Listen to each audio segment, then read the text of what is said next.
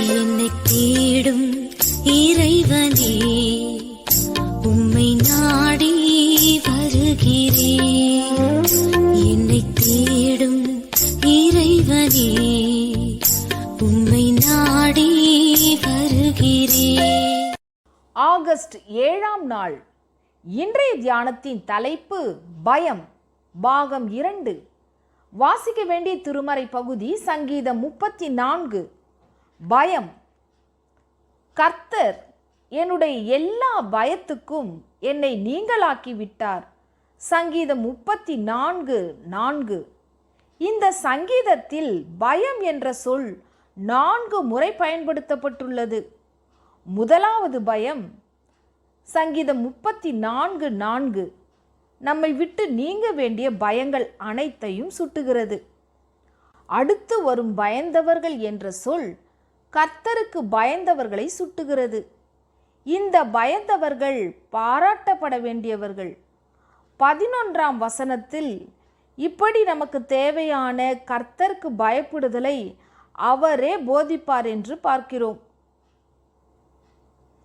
ஆக 2 வகையான பயங்களை பார்க்கிறோம். ஒரு வகையான பயம் பாவம், அதாவது இருட்டு, நோய், பிரச்சனைகள் போன்ற பலவற்றுக்கு ஒரு மனிதன் பயப்படுவது பாவம். அதனால்தான் வெளிப்படுத்தல் 21:8 பயப்படுகிறவர்கள் கொலைபாதகரை போல, விபச்சாரக்காரரை போல எரிகடலிலே பங்கடைவார்கள் என்று கூறுகிறது. இருள், நோய், பிரச்சனை போன்றவற்றுக்கு பயப்படுகிறவர்கள் தேவன் என்னோடு இருக்கிறார் என்ற விசுவாசம் இல்லாததால் தானே பயப்படுகிறார்கள். ஆனால் தேவனுக்கு பயப்படுகிறவன் வேறு எதற்குமே பயப்பட தேவையில்லை. கர்த்தருக்கு பயந்தவர்களை சூழ தூதன் பாளையம் இறங்கி இடுக்கண்களுக்கெல்லாம் நீங்களாக்கி விடுவிக்கிறான். அவர்களுக்கு எந்த குறையும் இல்லை. கர்த்தருக்கு பயப்படுகிறவர்கள் பாவம் செய்ய பயப்படுவார்கள். பிறருக்கு தீமை செய்யவும் கர்த்தருடைய கட்டளைகளை மீறவும் பயப்படுவார்கள்.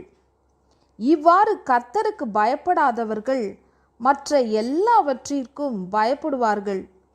நோய் வந்தால் தேவன் சுகம் தருவார் அல்லது தாங்கிக் கொள்ளும் திறன் தருவார் என்று விசுவாசியாமல் என்ன ஆகுமோ என்று பயப்படுவார்கள். ஆனால் தாவீது போன்ற கர்த்தருக்கு பயப்படுகின்ற பக்தனோ மரண இருளின் பள்ளத்தாக்கிலே நடந்தாலும் பயப்பட மாட்டேன்.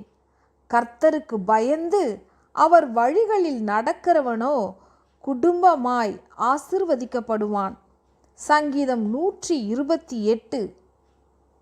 கர்த்தருக்கு பயப்படுதலே ஞானத்தின் ஆரம்பம். கர்த்தருக்கு பயப்படுதலே ஞானத்தின் ஆரம்பம். தேவாதி தேவாவோமக்கு பயந்து வாழ துணிந்தேன். பாவம் பறந்து போனதே, உன்னருள் என்னை காத்ததே.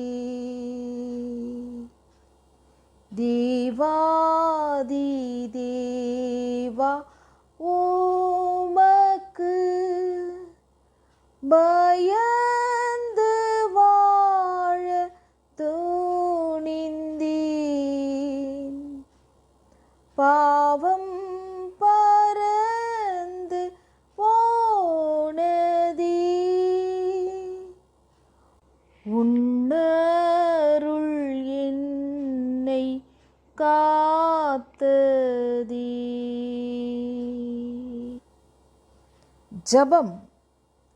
பிதாவே, நான் உமக்கு பயப்படுவதால் வேறெதற்கும் பயப்படுவதில்லை. நீர் என்னோடு கூட இருந்து என்னை காப்பாற்றுகிறீர், வழி நடத்துகிறீர் என்று விசுவாசிக்கிறேன். ஆமேன்.